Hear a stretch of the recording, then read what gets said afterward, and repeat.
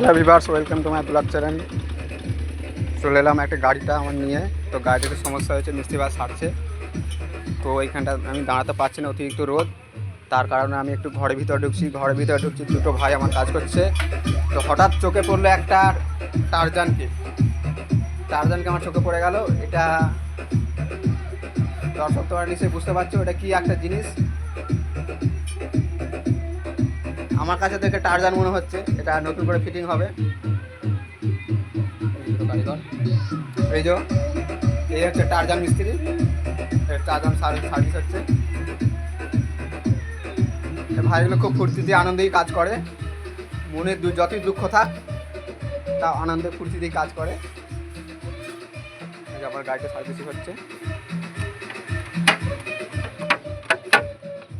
এটা হচ্ছে আমার বাইক।